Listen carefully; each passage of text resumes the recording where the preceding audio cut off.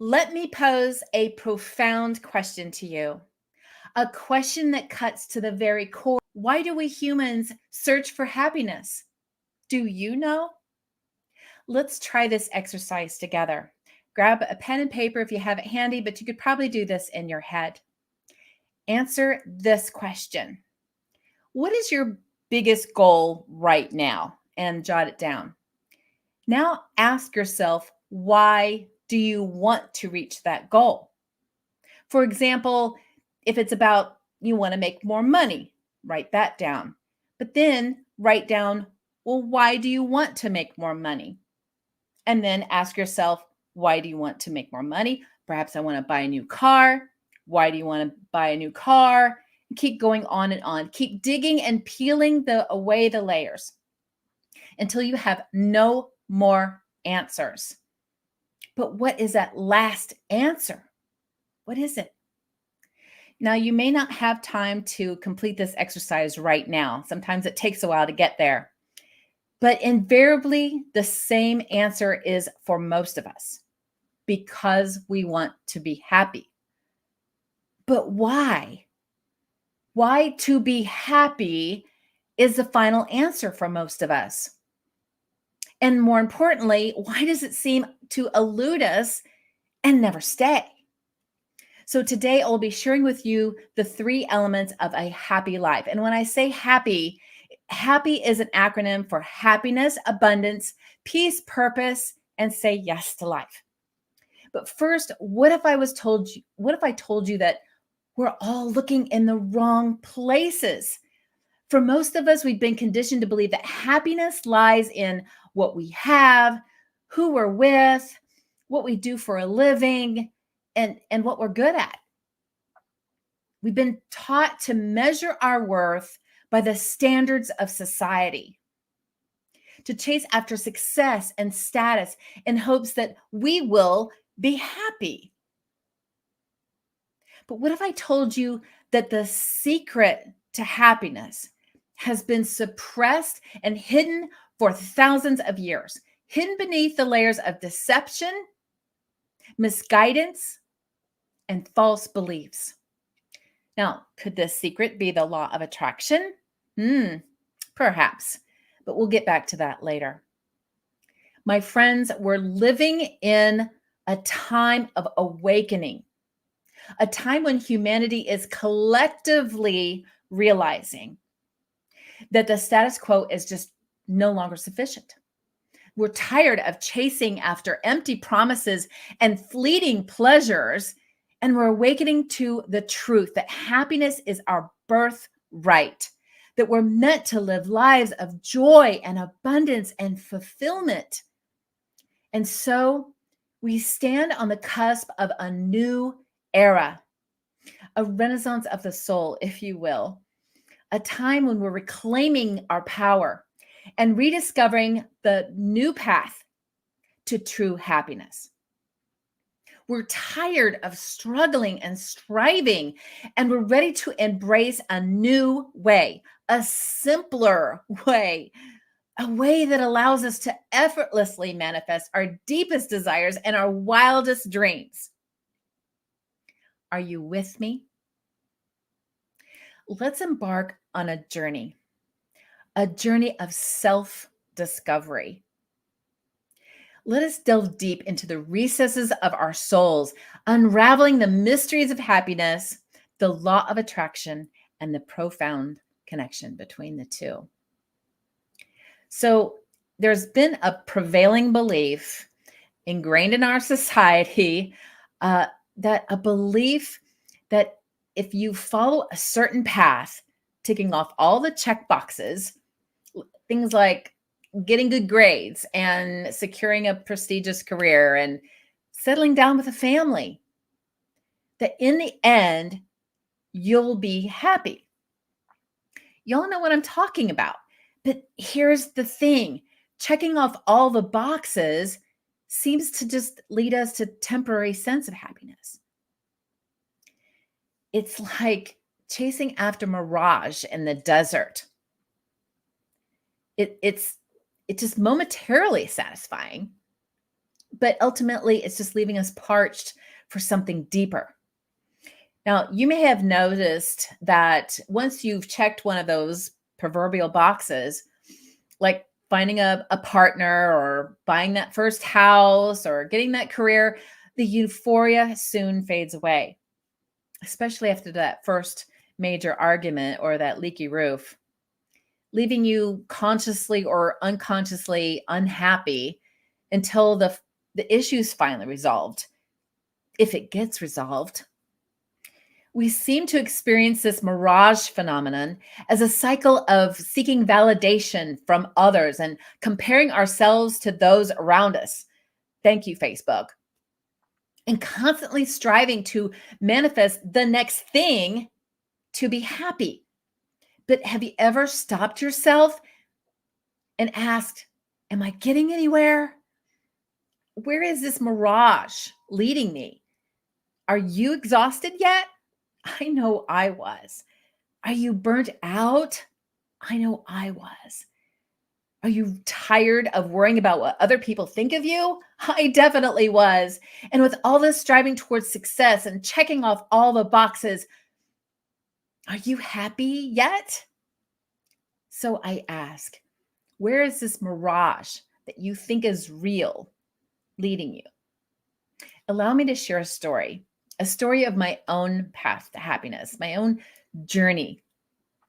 It's a story you can probably relate to, of checking those boxes and believing in that mirage, but finally searching for truth.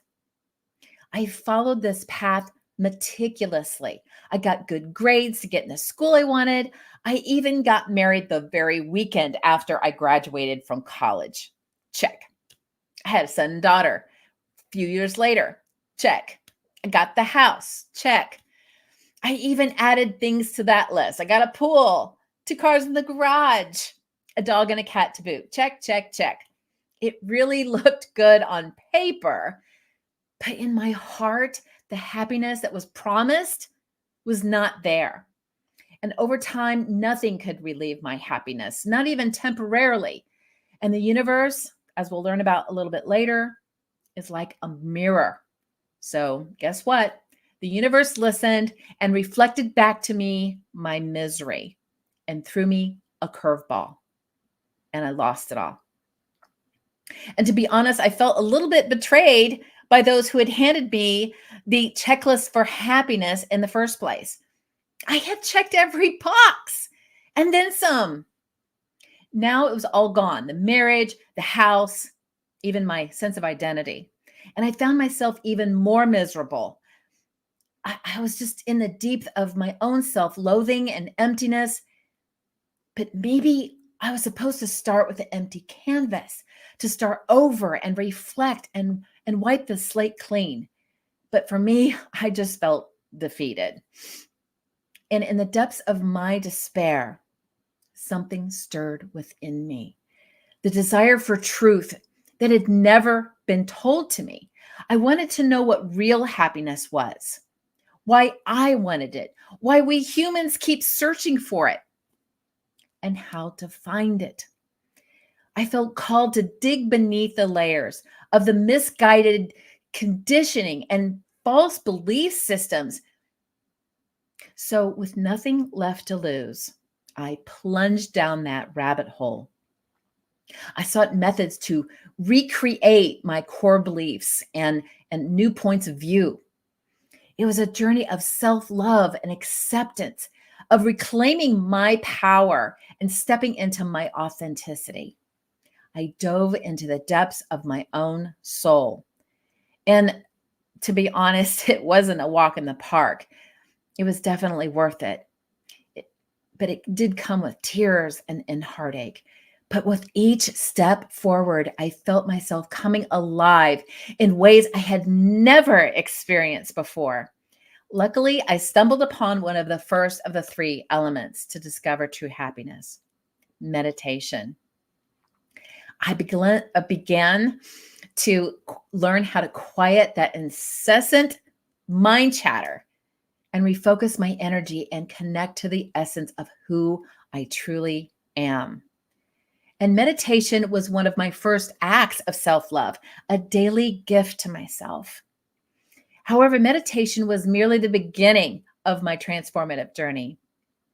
It showed me a glimpse of what was next. The second element of true happiness, self discovery and self love. Socrates said, "Know thyself." And it's so true. And it was in this process I discovered that fears and insecurities were holding me back. I also learned to finally embrace all aspects of me, the light and the dark, the strengths and the weaknesses. And this is when happiness started to flow more effortlessly into my life.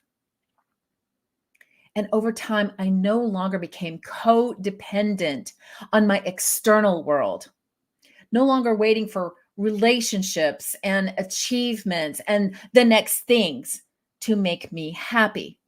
Instead, happiness was starting to flow from within, sustaining me through life's ups and downs.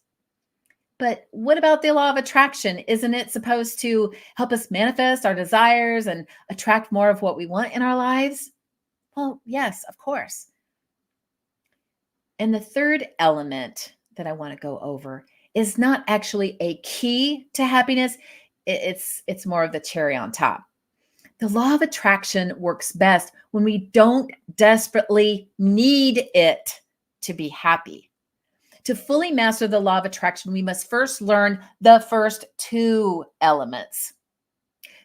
Instead of forcing our desires into existence through sheer willpower, we must learn how to surrender to the flow of life, quieting the noise of the outside and listening to the whispers of our inner guidance, our intuition, and the universe. When we discover how to embrace our true authentic selves, coupled with the gratitude for all that we have and all that is yet to come, the universe will reflect that back to us. It will manifest our thoughts and emotions and desires. And when I say universe, I'm speaking of all that is, all of creation, everything that exists. Happiness, abundance, peace, purpose, and say yes to life will become just a byproduct of integrating and focusing on the three elements: meditation, know thyself, and the law of attraction. This simplified approach to living is what I coined the Moment Maker's Happy Method. Today, as I stand before you, my life is very different than what it was before. Now, don't get me wrong. I still experience life's ups and downs. We're supposed to. But my happiness is no longer dependent on checking those boxes anymore. And I do enjoy manifesting fun things and experiences, but my happiness doesn't depend on them anymore. If it doesn't show up or I don't know when it's coming, my happiness it still remains in check. Now, my journey is not over, and hopefully it will never be. But my calling leads me to the unraveling of more layers of our human conditioning, searching to uncover the mysteries of our existence and the profound new points of view. That the universe is not a cold and indifferent observer. Instead, it's a loving and supportive partner in our journey of self-realization. And many of us who've also gone down the rabbit hole like I did also sought more answers like this, realizing that the more they learned, the more there is to learn. They have found that digging deeper into the mysteries of the universe and of their own being, they continue to uncover the bigger picture of humanity and our parts in it. That we are no longer just isolated individuals, but threads of the rich tapestry of our human existence. Each of us contributing our own unique gifts and talents to the collective consciousness. And we also discover our relationship with the universe also shifts, seeing it as more of a benevolent force that supports us on our journey. We begin to let go of expectations and attachments, and allowing the universe and our lives to flow together effortlessly and gracefully. Passion and purpose are revealed to us in ways we've never imagined. Our greatest joy comes not from the pursuits of our desires, but from serving others and making a positive impact on the world. Our work becomes a labor of love, infused with meaning and significance. Fear and suffering, once constant companions, become distant memories. We realize that they were just merely illusions, born from our own limited perceptions and beliefs. And in their place, we find peace and contentment and a deep sense of inner knowing. So now I invite you to embark on your own journey of self-discovery with courage and conviction. Embrace the truth of who you really are.